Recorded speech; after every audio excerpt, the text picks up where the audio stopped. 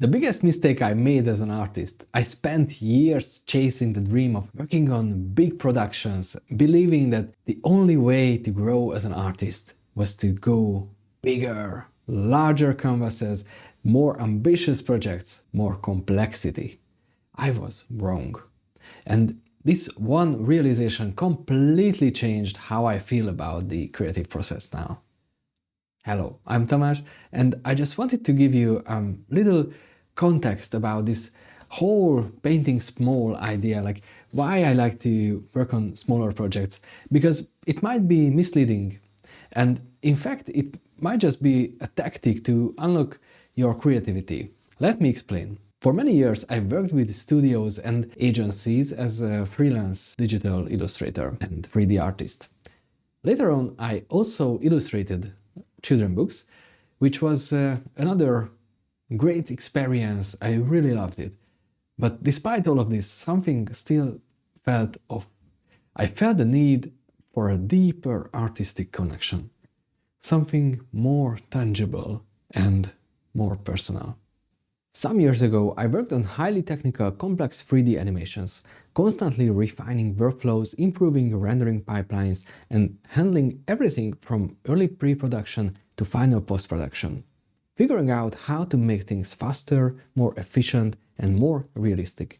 From everyday products to special imaginative projects, with every new tool and software update, I was solving bigger technical challenges. A simple texture turned into a web of nodes, layers of parameters controlling every tiny detail, from roughness to reflection. Animation relied on physics simulation, and hyperrealism was no longer a challenge. It was just another step in the process. This versatility is great for certain projects. It allows for infinite variations, endless control. But instead of feeling more accomplished, I felt more disconnected from the act of creation itself. At some point, I just wanted to get back to making art with my own hands, not just relying on techniques and plugins and the ever-changing world of digital tools.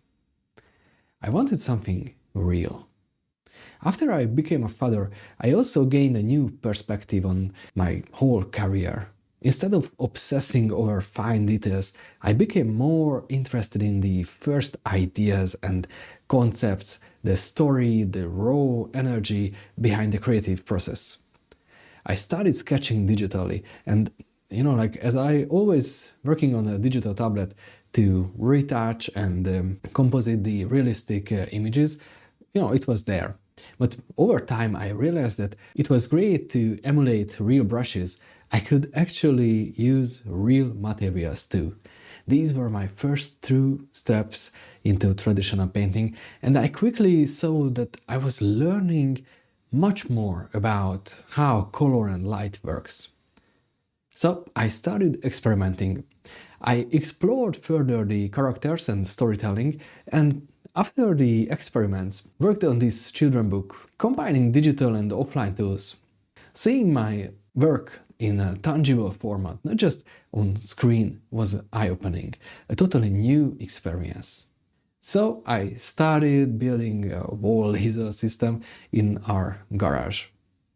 Every time I wanted to paint, I had to move the car out of the garage, set everything up, and then when I was done, pack it all up again and at the night just to park back in.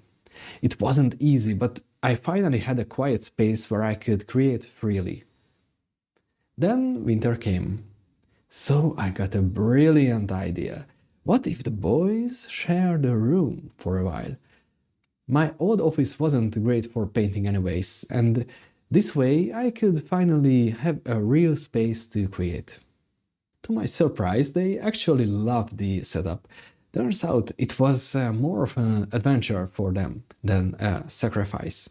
At the time, I had my first solo exhibition, which was an amazing experience.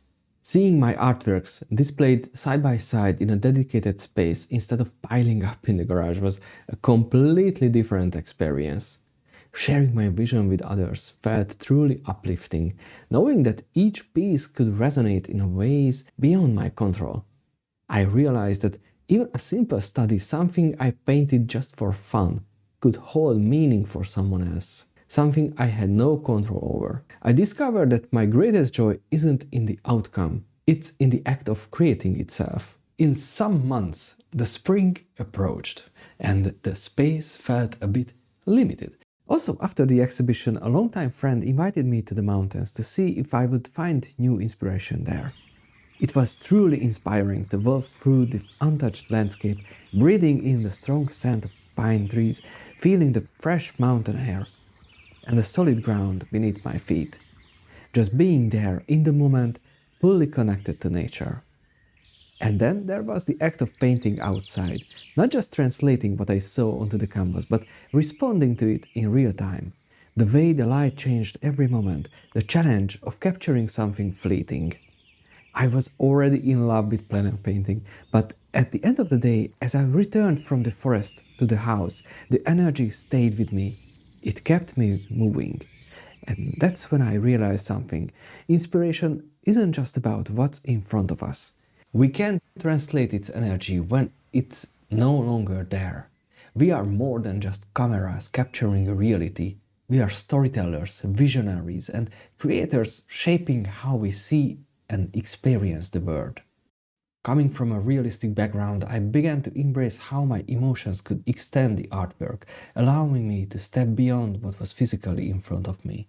I wasn't just painting what I saw anymore. I was painting what I felt, letting that feeling guide me into something more abstract and more personal. So I got in the outdoor garage, which was great until the summer came with the crazy hot weather. But even then, I kept thinking, I just need more space. At this point, I officially call this period a sabbatical. A sabbatical is a dedicated period where you step away from your usual work to focus on exploration and growth and creative discovery. For me, it was a chance to reconnect with what truly matters for me. I was fully committed to creating what I thought would be my greatest artworks.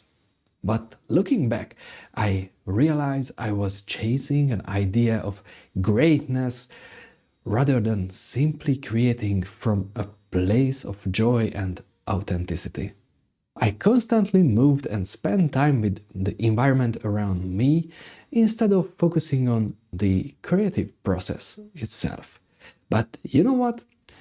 It still wasn't enough. I started creating even larger artworks, and after a point, the stamina, the inspiration drained.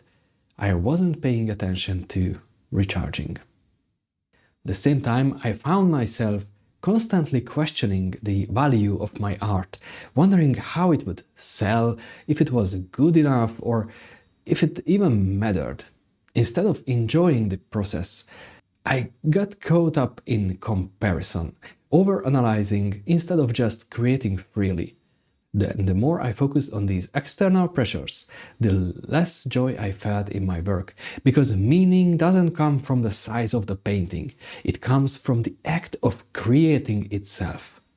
This realization is exactly why I built the Modern Artist Club, to bring together the best of academic tradition with the modern tools and styles and the playfulness of abstraction.